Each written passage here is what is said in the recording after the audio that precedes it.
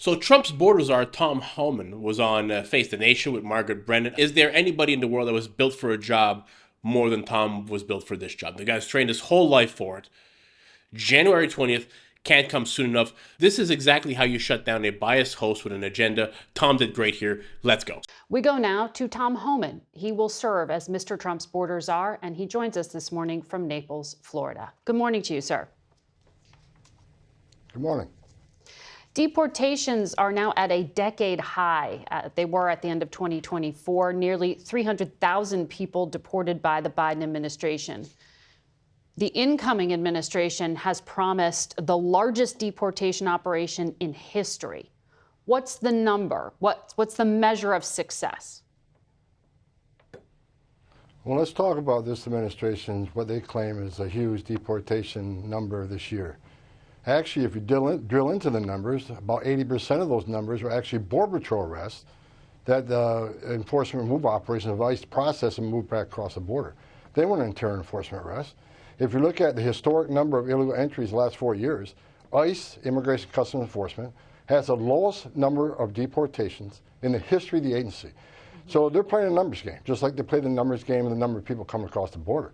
Okay. So even though they claim we got the highest number of deportations, look at those deportations, who actually made those arrests, who actually removed those people. It's not ICE. Okay, it's still a higher number than the Trump administration, but I want to ask you, for the incoming Trump administration, what's the measure? It is not deportations at the border. You're saying you are going to measure success by people who are already internal in the country to deport. That's how you're going to measure it. And what's that figure? Well, again, let's get the numbers straight. You say they're higher than Trump administration. This isn't about how many get deported, because Trump had illegal border crossings at a 45-year low. So of course removal is going to be lower. The number is how many were released into the United States that are now in the country illegally. Under Biden administration, we have millions of people released in the United States who have lost their hearings, and we got millions of people that are released in the United States despite a statute saying that you cannot be released in the United States without proper documentation. You shall be detained. So you can compare the numbers of deportations under Trump versus Biden, but when you consider a 45-year low in crossings, of course the number of deportations is going to be lower, because we don't have that population to process and deport. Okay. Well, I'm just trying to measure success going forward.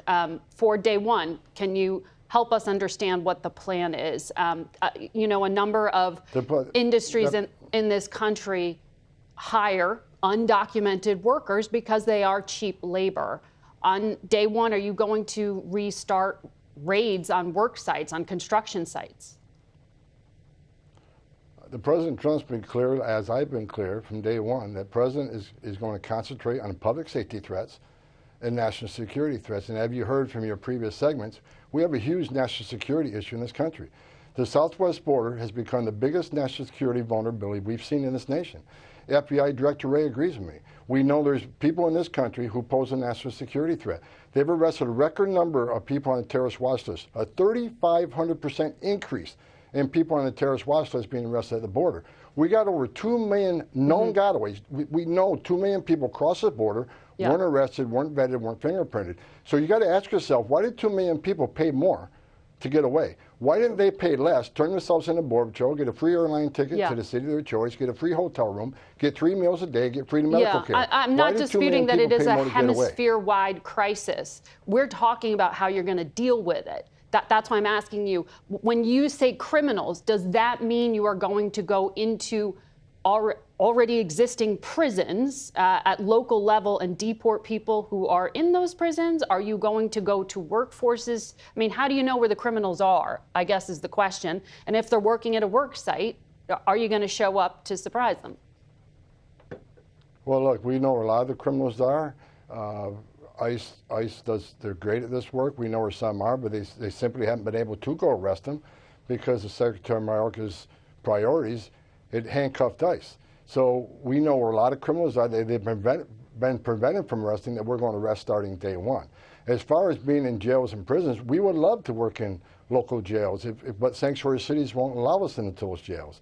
It's much easier to arrest a public safety threat and the safety and security of public jail than out in the street, because the officer is safer that way, the alien is safer that way, the community is safer that way. But sanctuary cities who continues to release public safety threats back in the community, to the immigrant community. It puts that community at greater risk of crime. And here's what's going to happen when we go to the community and find that person, find that criminal alien.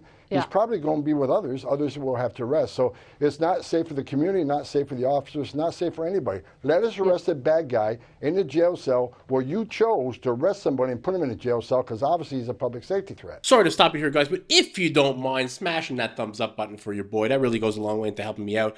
And also, if this is not your first time here and you're not yet subscribed, hopefully this will be the video in which I can earn your subscription. Let's get back to it. Okay, what you just said in there, it sounded like you were talking about collateral arrests. So you're going to target people you know are criminals, but if they happen to be living in a house where there are other undocumented people, you're going to sweep them up too.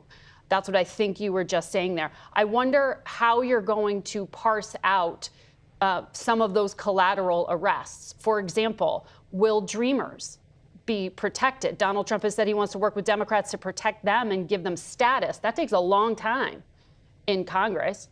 What do you do in the meantime? How do you make sure they're not caught up in a dragnet?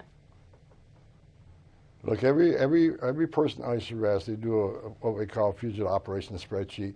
They know exactly who they're going to arrest. They know exactly where they're probably likely to find them, and they have a lot of information on that arrest. Other people that are there that may be illegal, they'll handle by case basis. Okay. The concentration, I want to be clear on some public safety threats. If more agents in the jails means less agents in the neighborhoods. That's why I'm pleading with sanctuary cities. Let us in the jail to arrest the bad guy. That way you're not forcing in the community. So, you know, if you go to an immigrant community and ask them, would you rather have ICE operating in your local jails or would you want them in the community? What do you think they're going to say? They don't want bad criminal aliens in their neighborhoods either. So let us work with the jails. Let us work with law enforcement. Sanctuary cities are not safe for the immigrant community, and not safe for our officers. Okay, so that's like Secure Communities Act kind of action. But then where do you send people? Because some of these countries like Venezuela don't accept deportations right now. Mexico's president indicated her country might be willing to receive non-Mexican migrants who are deported. How does that work? Does the U.S. pay Mexico to then ship those people off somewhere else? Well, first of all, we got President Trump coming in the Oval Office, and he's proven during his first administration his leadership on illegal immigration was a game changer because, for instance, El Salvador wouldn't take back MS-13 members when I was the ICE director. It took President Trump 48 hours to get El Salvador to take back their criminal aliens into their prisons. And Mexico didn't want to do the Remain in Mexico program, but President Trump was able to get Remain in Mexico established in Mexico. He was able to get Mexico put military in the southern and northern border. President Trump's a strong president. This administration has not forced these countries to take them back. And we have what we call a third safe country. We already have countries talking about taking back people from other countries. If for instance, Venezuela don't want to take their people back, there's other ways we can do it. There's other countries be willing to accept them. We're hoping that President Trump will work with Venezuela and like he did with Mexico and El Salvador and get these countries taken back. If they don't, they're still going to be deported. They're just going to be deported to a different country. We're not going to be held up on removing public safety threats in this country. We got to put the safety of the American people first. We've had too many young women murdered and raped and burned alive by members of Venezuelan gangs. They need to be a priority under this administration. They're going to be a priority starting day one, and they will be deported. We will stay tuned for the details. Border Czar Tom Homan, thank you for your time. Was Margaret Brennan in a coma for the last few months? This has been laid out since the election. How many interviews has Tom Homan done about this? How many times has Trump talked about this? If you don't have a border, you don't have a country, right? We've let in over 10 million people illegally over the last 4 years. When you consider that 2 million people is the size of Philadelphia, which is the 6th largest city in the country, you're letting in 5 cities the size of Philadelphia of people that you don't know who they are. And their first act of coming into the country is an illegal one. Now, she talks about the workers, and yes, they've taken jobs away from low-skilled American workers because some employers want to pay them less. But what Tom's going to do, what they're going to do is a lot of the crime, the big crime, is being done by the same perpetrators that are being caught and released and caught and released and caught and released. They're going to go to the jail. They're going to take the people that have done these major crimes or horrible crimes, get those out first, and weed their way down. And yeah, if you go into a house and there's other migrants there that are there illegally, you kick those guys out too.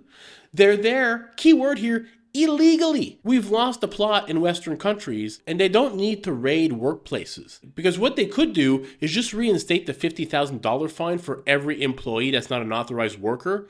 companies will get rid of a lot of their immigrant workers if that's the case. If you hit them where it hurts, which is in the pocketbook like it is for everybody else, they will stop taking illegal workers and they will hire American workers. And this idea that these jobs that they're doing are these jobs that Americans don't want to do, that's not true. They're farming, they're landscaping, they're roofing, they're on building sites, they're doing shipping, receiving. That's a big fat lie. The biggest problem is that right now under the Biden administration, everything in life is a risk-reward problem. Right now, the reward of coming into America is way greater than the risk of getting caught. Nothing happens if you get caught. But if you come into the country, you have rule of law, you have opportunity to make a lot of money in the richest country in the world. You get free Medicare, free housing, free food. American citizens have $200 billion a year in taxpayer dollars to house, feed, and give Medicare to illegal migrants. From their point of view, great. From the American taxpayer point of view, not so good. If you can reverse that equation and make the risk of coming into the country much greater than the reward, a lot of people will not even make the trek because a lot of people are dying coming in, trying to get it to the border. There's rape going on, women trafficking, sex trafficking, children are being trafficked across the border. They have to pay the cartel in order to get across the border because on the southern side of the border, it is controlled by the Mexican cartel who is not taking that money and giving it to the Red Cross. You're enriching a cartel who's using that money to probably bribe Mexican police, bribe officials. Nothing good comes of having an open border. I hope you all enjoyed this video. January 20th can't come soon enough. I'll catch you all in the next one. Peace out, everybody.